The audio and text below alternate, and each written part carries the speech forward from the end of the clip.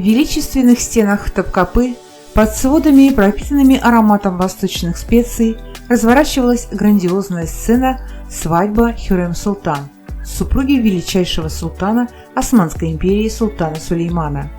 Грандиозные дамы в великолепных одеяниях, расшитых золотыми нитями, танцевали под звуки лютни и ударных инструментов, а в воздухе витал запах жасмина и роз. Хюррем, как никогда прекрасная, облаченная в богато декорированное платье из шелка и бархата, сияла как драгоценный камень. Ее волосы, собранные в сложную прическу, украшали тончайшие золотые цепочки и яркие драгоценности. Султан Сулейман, стоя напротив, смотрел на свою любимую с трепетом, понимая, что этот день навсегда изменит их судьбу. Церемония сочетания двух сердец проходила в окружении близких друзей и высокопоставленных гостей.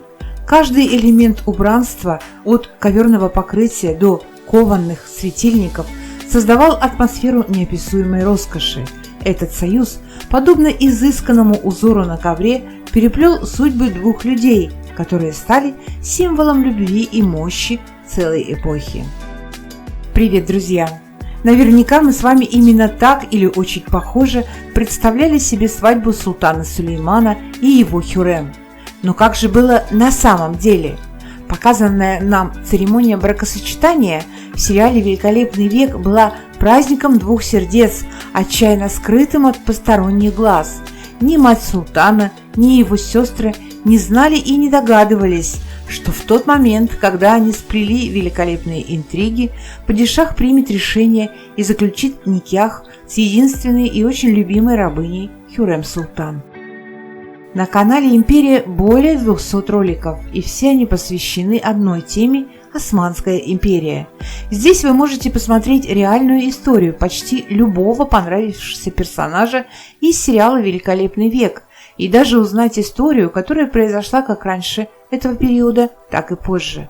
Но все-таки всех вас, мои дорогие зрители, больше всего привлекает история Хюррем, Сулеймана и их детей. И сегодня речь пойдет об этом.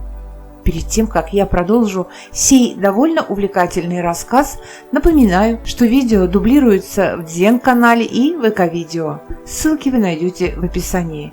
А если вы поставите сейчас лайк и оставите пусть даже малюсенький комментарий, то очень поможете моему каналу продолжать свою работу и радовать вас, мои дорогие подписчики, интересными историями. Всех благодарю. Начнем. Мы знаем, что Хюррем была законной женой султана Сулеймана, но мы точно не знаем, какими были события в то время.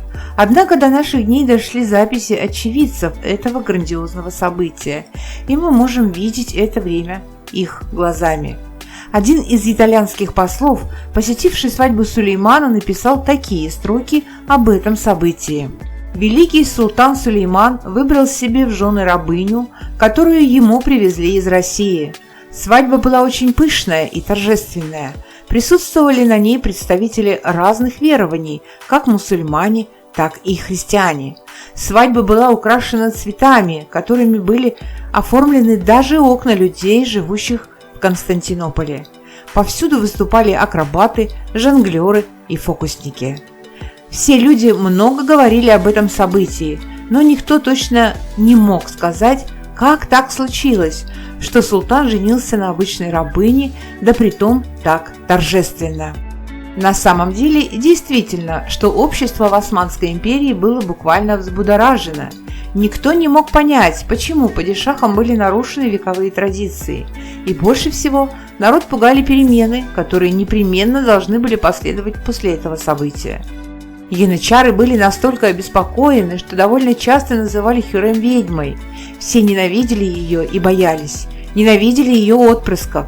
Однако, поскольку Сулейман влюбился в Хюррем и женился, то общество держало при себе все свои опасения и личное мнение, не высказывая ничего по этому поводу. Так тоже писал один из очевидцев того времени. Для того, чтобы понять, как проходила свадьба Хюррем, давайте окунемся в некоторые события и узнаем интересные подробности свадебных церемоний в Османской империи. И начать мне хотелось бы с вопроса, почему Мехримах и Нигяр на своей свадьбе плакали. Зрители сериала «Великолепный век» были свидетелями нескольких сюжетов, связанных с проведением церемонии Ночи Хны. Мне не раз задавали вопросы, почему женщины в красном, о какой хне идет речь и почему именно хна играет определяющее значение. А особенно интригующим для всех оставался вопрос, почему плакали на своей свадьбе Михримах и Нигяр? Неужели из-за того, что не хотели выходить замуж? Традиционный наряд, который носит невеста в ночь хны, это бендали. Такой наряд, как правило, был представлен в нескольких цветах – в красном, бордовом, зеленом, темно-синем с серебряной ниткой. Невесты больше предпочитали красный цвет для ночи хны, поскольку красный цвет представляет любовь. Откуда слезы, спросите вы? Все просто. Традиция Ночи Хны предполагает, что невеста должна плакать. Она прощается с родным домом и с родителями. Это грусть. Считалось позором, если невеста не плакала. Также считалось, что слезы невесты несут благословение. Так что, я думаю, и Хюррем Султан слезами умывалась, так как это было важно. Итак, свадьба Хюррем и Сулеймана – грандиозное и важное событие в Османской империи. Она была первой, на ком султан женился официально, учитывая то, что Хюррем была рабыней. В этом браке Хюррем родила Сулейману целых 5 шахзаде, и, что удивительно, они все выжили, в то время как чума не щадила никого, и много детей умирало в маленьком и подростковом возрасте. Взять того же Сулеймана, ведь чума у него забрала как минимум 2 наследников, родившихся от Филане и Гюльфем, а у Хюррем вон как вышло, целых 5, и все были живы, пока эту жизнь они не потеряли по известным нам всем обстоятельствам. Хюррем, когда растила своих детей, делала все, чтобы устранить препятствия на пути одного из своих шахзаде к трону в будущем, и она это сделала. Соперничество между Хюррем и Махидевран однажды переросло в драку. После этого события Махидевран была отправлена к своему сыну, наследному шахзаде Мустафе, который был назначен губернатором Манисы в 1533 году. После этого положение Хюррем Султан при дворе усилилось. Когда Хасики стала официальной женой Кануни, она занимала более высокое положение, чем Махидевран Султан.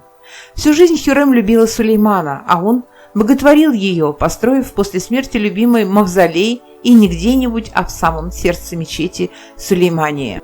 Более того, на отвоеванных Кануни территориях Ирана султан назвал город в честь своей жены. Так пишут во всяком случае некоторые историки.